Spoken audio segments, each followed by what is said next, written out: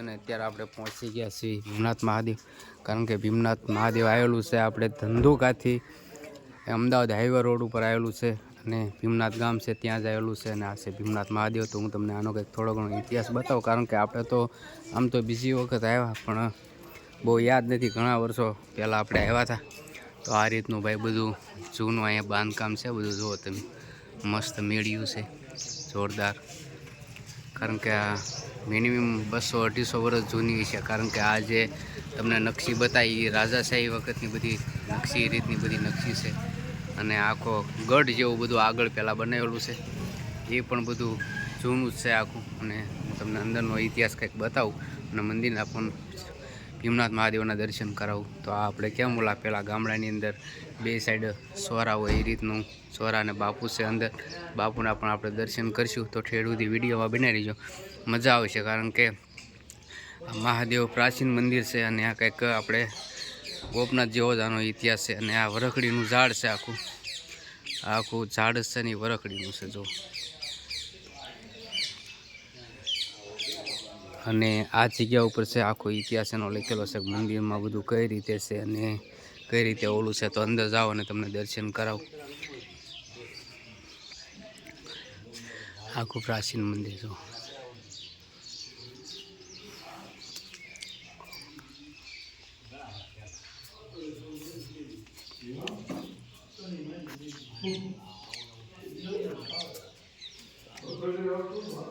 બ્રહ્મલીન સંત શ્રી કૃષ્ણચંદ્ર ગિરી બાપુ, તો અહીંના કદાચ પૂંજારી હોઈ શકે. જાઓ અંદર ભીમનાથના તમને દર્શન કરાવો. અને આપણે થોડો ઘણો બાપુ પાસેથી ઇતિહાસ પણ જાણી કે આપણે ભીમનાથ મહાદેવનો ઇતિહાસ શું છે. તો કરી લો બધા દર્શન ભીમનાથ મહાદેવના.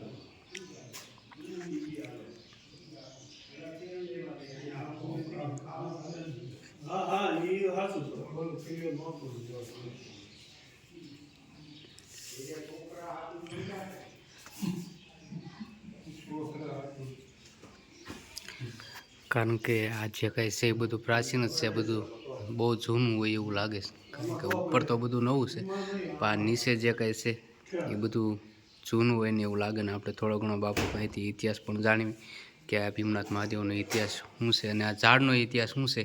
કારણ કે આ ઝાડ છે જો, આ ઝાડની નીચે તે લિંગ છે, વરખડીનું ઝાડ છે આ જો. એ બધું એમનેમ જ છે, એ બધું ચણી લીધું, મંદિર આખું બનાવી લીધું, પણ એ બધું છે એમ જ તે. તો આપણે બાપુભાઈથી કંઈક ઇતિહાસ જાણીએ થોડો ઘણો કે કઈ રીતનું બધું આ છે. ચાલો તો. અને ભાઈ બહુ પ્રાચીન મંદિર છે બરાબર, જૂનું મિનિમમ બાપુ 500 વર્ષ જૂનું હશે મંદિર, 550 વર્ષ જૂનું મંદિર છે. આ રીતનું કંઈક ભાઈ.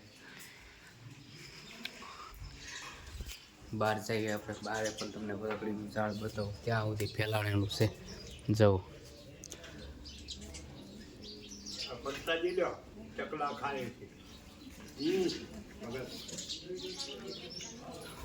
તો અહીંયા આવ્યો તો આપણને આરતીનો પણ લાભ મળ્યો અને પ્રસાદીનો પણ લાભ મળ્યો જો અહીં.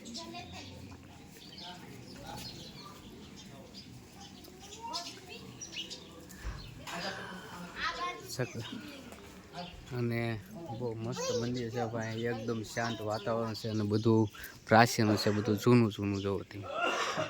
કારણ કે આપણે જે ગોપનાથ મહાદેવ છે એવું જ છે. આપણે જઈ ઉપર અને શિવલિંગના દર્શન હું તમને કરાવું.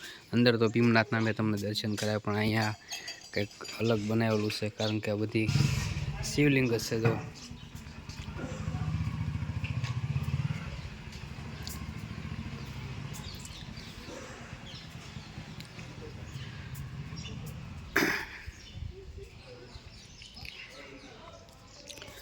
આ રીતનું એક મંદિર છે ભીમનાથ મહાદેવ.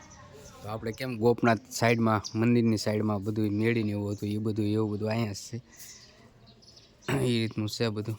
અને બહુ શાંત, મેં તમને કીધું એમ કે આવું શાંત વાતાવરણ. અને આપણે બીજી વખત અહીંયા આવ્યા, પણ પહેલી વખત તો બહુ સમય હતો, લગભગ 25 વર્ષ થઈ ગયા, ત્યારે કે આવું સોશિયલ મીડિયા જેવું કંઈ હતું નહીં. એટલે અત્યારે આવ્યા ને ત્યારે આપણે તમને બધાને દર્શન, હું પણ દર્શન કરું અને તમને બધાને પણ દર્શન કરાવું. તો આ કંઈક આ રીતની કંઈક પરંપરા હશે અહીં. કારણ કે આ જે છે કાંઈ બધી રાખડી છે અને આ ઝાડ છે ને એ બીજું કે કહેવાનું કે રખડીનું જે ઝાડ છે ને એનું જે થળિયું છે ને એ આખું જો આખું એટલે આખું સુકાઈ ગયેલું છે. તમે જોઈ શકો, કારણ કે આમાં પ્રકાશ સૂર્ય પડે એટલે બતાય છે નહીં. આ આખું જે ઝાડ છે ને એ બધું સુકાઈ ગયેલું. એના પાન તમે જુઓ ને તો એકદમ લીલા. એ હું તમને બતાવું. જો આખું આ થડ જ છે, અંદરથી મંદિરની અંદરથી આવેલું છે આખું બધું.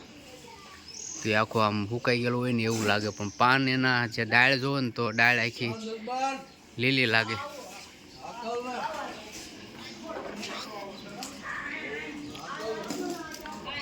જોવા ડાળે જે પાંદડા છે ને એકદમ લીલા લાગે, કારણ કે પ્રકાશ વધારે છે એટલે ખ્યાલ તમને ઓછો આવશે.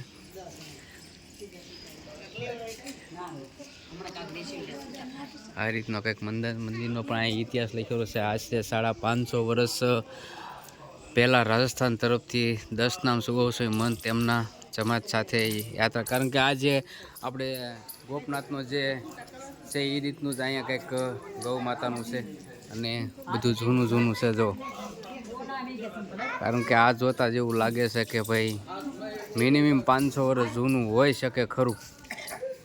લગભગ આમાં 500-550 વર્ષ, કારણ કે ભીમે સ્થાપના કરેલી છે એ રીતનું કંઈક કહેવાય છે ઇતિહાસ. અને આ રીતની કંઈક મેળી છે. તો અમારા મેડમને બધા દર્શન કરી લીધા છે, તો આપણે થોડુંક હું બધાને દર્શન કરાવી અને બધું બતાવી. તો ખાસ કરીને જો વિડીયો ગમે તો લાઈક શેર અને સબસ્ક્રાઈબ કરી નાખજો. અને આપણે ભીમનાથના દર્શન કર્યા અને ભીમનાથના હું તમને પણ દર્શન કરાવું. તો આનો ઇતિહાસ આપણને જે કાંઈ ખબર હતી મેં તમને સોશિયલ મીડિયા દ્વારા મેં તમને કીધું કે ભાઈ આ રીતનો કંઈક આનો ઇતિહાસ છે. અને ઇતિહાસ આપણે જે લખેલો છે એ પણ મૂકશું. તો ખાસ કરીને વિડીયો ગમે તો લાઈક શેર અને સબસ્ક્રાઈબ કરી નાખજો. અને આનો વ્લોગ કરીશું આપણે પૂરો. તો બધાએ ખાસ કરીને જય ભીમનાથ કોમેન્ટમાં લખી નાખજો. અને બીજું તો બસ, હવે આપણે મળીશું નવા વ્લોગમાં. ચાલો ભાઈ.